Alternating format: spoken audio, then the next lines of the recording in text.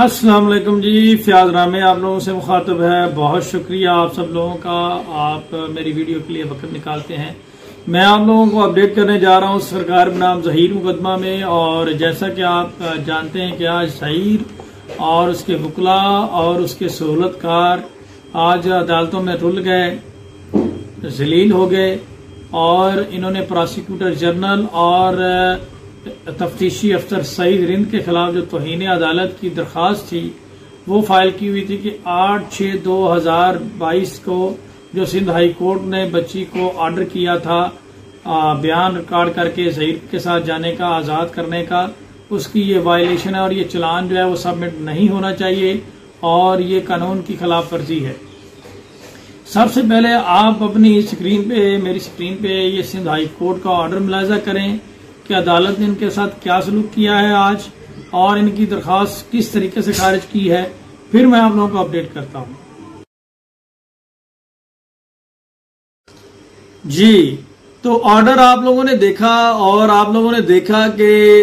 عدالت نے کس طریقے سے ان کی درخواست خارج کی ہے۔ عدالت نے جب پوچھا کہ کیسے توہین عدالت بنتی ہے، بیسیکلی عدالت کی توہین تب ہوتی ہے جب عدالت کے کسی فیصلے کے اوپر عمل درآمد نہ کیا جائے۔ تو کہنے لگے جی 8/6 کو بچی کو آزاد کیا تھا، تو عدالت نے کہا جی میڈیکل بورڈ نے، 11 رکنی میڈیکل بورڈ نے سپریم کورٹ کے آرڈر کے اوپر ڈیسائیڈ کر دیا ہے کہ یہ بچی مائنر ہے، اور قانون کے مطابق اس کا چلان سبمٹ ہوا ہے، اور آپ لوگ کیسے کہتے ہیں کہ یہ قابل سماعت ہے؟ یہ تو قابل سماعت ہی نہیں ہے۔ اور آپ لوگوں کی اس سے پہلے ایک کویشمنٹ آف FIR کی ریٹ، ایک چلان کو چیلنج کرنے والی ریٹ، اور تیسری یہ بھی میں خارج کر رہا ہوں، 2 آلریڈی آپ کے خلاف خارج ہو چکی ہیں۔ تو جب ٹرائل نیچے سٹارٹ ہو گیا ہے اور چارج فریم ہونا ہے جو کہ عدالت نے 15 سپٹمبر کو کرنا ہے، تو آپ 15 اکتوبر کو کرنا ہے میں بھی، تو اس میں جا کے آپ وہاں جا کے ٹرائل فیس کریں۔ تو عدالت نے جناب ان کی درخواست آج خارج کر دی ہے، اور ساتھ ہی انہوں نے بہت اس میں عدالت کی محنت، سماجت، قسمیں اور بہت کچھ کیا ہے کہ جناب ہمارے وکیل اسلام آباد میں ہیں، مہربانی فرما کر ہمیں وقت دے دیا جائے۔ تو عدالت نے ان کو بالکل بھی ان کی اس بات پہ غور نہیں کیا، اور قانون کے مطابق جو بنتا تھا ان کی درخواست خارج کر دی ہے۔ اور میں اس میں سمپلی یہی کہوں گا کہ اگر دیکھیں ان کے پاس بحث کرنے کے لیے اور وکیل ہے، اور عدالت میں تاریخ لینے کے لیے اور وکیل ہے، تو جو جونیئر ادھر پیش ہوتا ہے کیا وہ تھتا ہے؟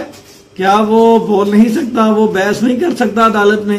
تو میں اس کو تو بالکل اس کی میں مذمت کرتا ہوں کہ جی ہر تاریخ پہ وہ اسلام آباد چلے جاتے ہیں۔ تو کیا جو باقی دوست ادھر پیش ہوتے ہیں وہ تھتے ہیں؟ کیا ان کو بولنا نہیں آتا؟ کیا ان کو آرگو نہیں کرنا آتا؟ کیا وہ آرگو نہیں کر سکتے؟ کیا دنیا کا نظام رک جاتا ہے؟ تو یہ تمام تر ان کی جو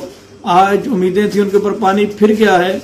اور یہ جو کہتے تھے کہ جی بچی سٹیٹمنٹ دے دے گی کہ یہ ہو جائے گا، وہ ہو جائے گا، وہ پوائنٹ آج عدالت نے کلیئر کر دیا کہ شی از اے مائنر، اور اس کا kidnapping and abduction and charges آپ کے اوپر لگنے ہی لگنے ہیں، اور آپ لوگوں نے ٹرائل فیس کرنا ہی کرنا ہے۔ اور اس حوالے سے کہ بڑی زبردست قسم کی آج ان کی ٹھکائی ہوئی ہے عدالت کی طرف سے، اور ان کی درخواست جو ہے، اور اس پہ آپ نے جبران ناصر صاحب کا بھی موقف سنا ہوگا، انہوں نے بھی بالکل ایسے ہی کہا ہے۔ اور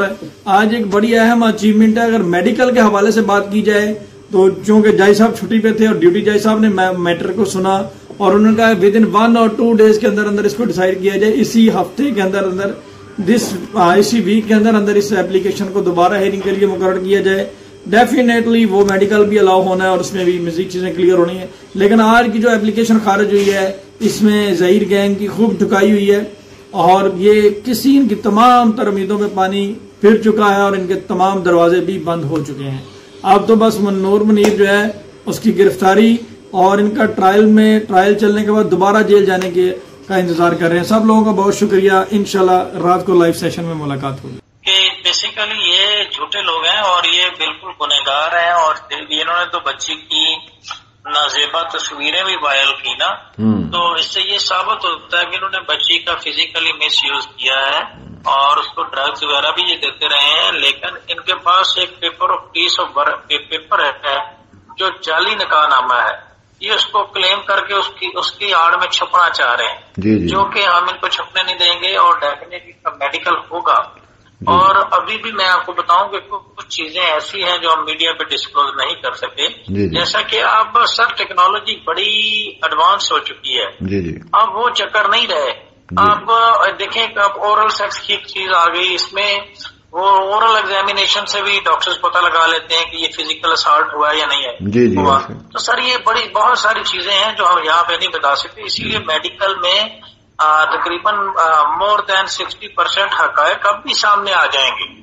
جو ان کی زندگی اور موت کا مسئلہ ہے۔ اور لیٹس سپوز اگر بچی کے ساتھ ایک سے زیادہ شخص نے اگر کچھ کیا ہے، یا کوئی جو شخص اس میں وہ شخص انوالو ہوتا ہے جو بیہائنڈ دا پکچر ہے، جو ابھی تک سامنے نہیں آیا، صحیح تو ایک ڈمی ہے نا سر؟ جی بالکل۔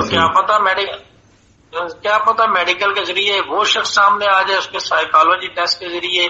وہ پتہ چل جائے کہ وہ ہے، پیچھے بندہ کون ہے۔ السلام علیکم جی، آپ جانتے ہیں اس کیس کے اندر 2 پٹیشنیں فائل ہوئی تھیں بچی کی ریکوری کے لیے، ایک مئی کے مہینے میں جس کا جون 8 کو فیصلہ ہوا تھا، اور اس کے بعد جب میڈیکل بورڈ بنا اور سپریم کورٹ سے ہو کے معاملات واضح ہوئے کہ بچی کی عمر چھوٹی ہے، تو پھر ہم نے دوبارہ جولائی کے مہینے میں ایک فائل کی تھی اپلیکیشن، جس کا 21 جولائی کو فیصلہ ہوا۔ اچھا، جو 8 جون کو فیصلہ ہوا تھا اس میں بچی کو ایٹ لبرٹی چھوڑ دیا گیا تھا۔ اس وقت کا میڈیکل ایویڈنس کہتا تھا وہ 17 سال کی ہے، اور بچی کا اسٹیٹمنٹ تھا مجھے کسی نے اغوا نہیں کیا، اس وقت کے آئی او کو کہا گیا تھا کہ آپ بچی کا یہ اسٹیٹمنٹ اور بچی کا جو ایج سرٹیفکیٹ ہے میڈیکل، یہ عدالت میں چلان کے ساتھ جمع کرائیں۔ آئی او نے اس کی پاسداری کرتے ہوئے دونوں چیزیں جمع کرا دی تھیں، مگر سپریم کورٹ کے آرڈر کے بعد وہ سی کلاس کا چلان ایک جج نے ایکسیپٹ کرنے سے انکار کیا، ایک جوڈیشل آرڈر ہوا، اس میں نہ پروسیکیوشن کا کوئی کردار تھا نہ آئی او کا کوئی کردار تھا، اور اس کے بعد اس آئی او کو چینج کر کے ایک نیا آئی او بھی جج صاحب کے آرڈر کے تحت لگا، ایک نیا جوڈیشل آرڈر تھا، اور پھر وہ پرانا جو 8 تاریخ کا آرڈر ہے اس کو خود ہائی کورٹ نے ری وزٹ کر کے نئی پٹیشن میں ہماری 21 جولائی کو بچی کو مائنر ڈکلیئر کر کے کہا کہ یہ اکیلے اپنے اون رہ نہیں سکتی، پہلے کہا تھا یہ اپنے اون آزاد ہے، اور پھر کہا اپنے اون رہ نہیں سکتی۔ تو آج جب ان کی کنٹیمپٹ تھی اور ان کا بیانیہ روز اول سے یہ رہا ہے کہ جو پہلی پٹیشن ہائی کورٹ میں فائل ہوئی تھی، جو پہلا فیصلہ ہوا تھا جس نے بچی کو ایٹ لبرٹی کر دیا تھا، اس کے بعد سارا کیس ہی ختم ہو گیا تھا، کوئی کیس ہی نہیں بنتا، نہ ایف آئی آر، نہ چلان، نہ کچھ۔ یہ بیانیہ ہر پیشی پہ ہر بار کے دہراتے رہے ہیں، اس 8 جون کے آرڈر کو یہ بار بار پڑھ کے عدالتوں کو سناتے رہے ہیں۔ آج اس بیانیے کو دفن کر دیا گیا ہے ایک طریقے سے، جو کہ کنٹیمپٹ کے اندر وہ آرڈر پڑھ کے معزز ڈویژنل بینچ نے ہائی کورٹ کے کہا ہے کہ اس آرڈر کی کوئی کنٹیمپٹ ثابت نہیں ہوتی ہے، اس آرڈر کی کوئی خلاف ورزی آئی او کے یا پروسیکیوٹر کے خلاف ثابت نہیں ہوتی ہے، اس لیے کنٹیمپٹ پٹیشن ڈسمسڈ ہے۔ تو اب میرے خیال میں یہ بات واضح ہو گئی ہے کہ پہلے آپ کو پتہ ہے کہ ایف آئی آر کوش کی جائے، یہ سی پی ان کی ڈویژنل بینچ نے خارج کر دی، پھر چلان جو ایکسیپٹ ہو گیا، اس آرڈر میں انہوں نے خامیاں نکالنے کی کوشش کی، وہ ڈسمس ہو گئی ان کی اپلیکیشن ہائی کورٹ سے، اور پھر انہوں نے کہا تھا کہ جی یہ شروع کی پوری کارروائی کنٹیمپچوس تھی، ہائی کورٹ کے آرڈر کو جو ہے وہ غلط سے استعمال کیا گیا، وہ بھی آج خارج ہو گئے۔ تو اب یہ سب خارج ہونے کے بعد جو ہے عدالت کے سامنے اب ٹرائل چلنا چاہیے، جیسے اس کا پروسیجر نارمل روٹین ہے، اور اس کے اوپر ہم فوکس کریں کہ جو سارے ٹیکٹکس سے ٹرائل کو ڈسٹرب کرنے کے لیے، ایک طریقے سے شارٹ کٹس ڈھونڈنے کے لیے اور فرار اختیار کرنے کے لیے، وہ سب ناکام ہو گئے ہیں۔ آج ایم ایل او کی درخواست بھی ٹائم فکس تھی 11 بجے پہ، مگر معزز جج صاحب آج اویلیبل نہیں تھے، وہ ایبسنٹ تھے کورٹ سے، تو دوسرے جج صاحب کے پاس وہ کیس ٹرانسفر ہوا، اور انہوں نے معاملے کی سینسٹیوٹی کو دیکھتے ہوئے اس میں انسٹرکشن دی کہ اسی ہفتے کے اندر اس کو دوبارہ سماعت کے لیے فکس کیا جائے، جب وہ اوریجنل بینچ جس کے سامنے کیس لگا تھا وہ اویلیبل ہو۔